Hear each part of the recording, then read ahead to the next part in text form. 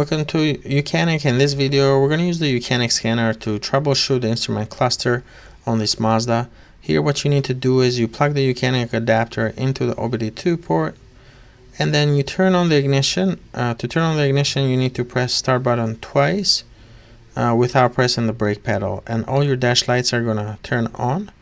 And at this point, we can go ahead and turn on the YOUCANIC scanner, and then you'll be starting at the home screen right here, and then you want to select diagnostics, and then you select Mazda, and then you can do smart VIN. It will automatically detect your model. So as you can see here, we have a 2021 Mazda CX-9. We press yes, go to control modules, keep scrolling down, instrument cluster, and you can read codes that are present just on the instrument cluster. But if you have issues with the instrument cluster, you have a gauge that's not working and so on, you can actually test those. They might not always throw a fault code. So first, let's take a look at the fault codes. You can see a few, and what you can do is save them so you have them stored if you need to look at them later. Then you go back and then hit clear codes and see if any of them return, or if like your issue is still present, then you can focus on it. Because a lot of times I hear the code's cleared. A lot of times if the car hasn't been checked in a long time, you might have 5-10 different fault codes in here, and it's just going to be misleading. You don't know which one to focus on. So by clearing them, and then you come back in here and drive the car a couple of days and see which ones return, then you can focus on the one that just came back on. You have live data. Live data, it looks at basically all the different data points that the instrument cluster monitors, which in this case is a lot, like 54. You can select them all if you like, and it shows you here the values and the units on the right. So if it's fuel gauge, it shows you what it's reading, and fuel sensor input in ohms and so on. So you can see odometer rolling count. If the odometer, if it's been modified, you can see that there. Parking brake switch and so on. So you can, if you drive the car, these values will update automatically. But there's a lot of data here.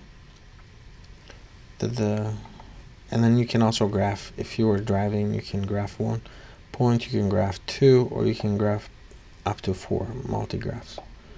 So let's go back though, because you can do tests. Like if you have a gauge that's not working, let's say maybe you have a warning light, you suspect somebody just took out one of the lights. So what you could do is you can go all warning lamps, and you can actually turn them all on.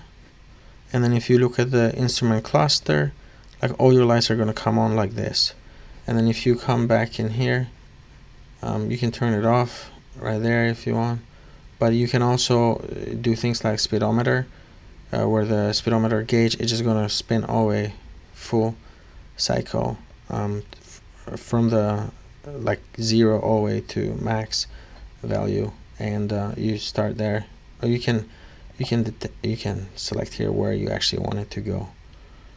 You can go, right now it's off, but you can press 60 kilometers per hour, so the gauge will go to that, and we'll go to 120 in this case. And in some models the gauge just goes full from 0 to max, and then it comes back down. But it depends what's available on your car. So here, RPMs, you can go up to 3,000 and 6,000. Now the car is off, so you're not actually testing the engine or anything, you're just testing the gauges. But this is how you can look at live data from the instrument cluster. If you have some lights on your Mazda, they're not working, you can use the YOUCANIC scanner to diagnose it. And also it's a good idea to always run a quick scan. And then once the scan is complete, you look at the different fault codes. You can click on this arrow, it'll show you different fault codes that are present. You save the report, or you can email it to your mechanic friend. They can take a look at what's going on.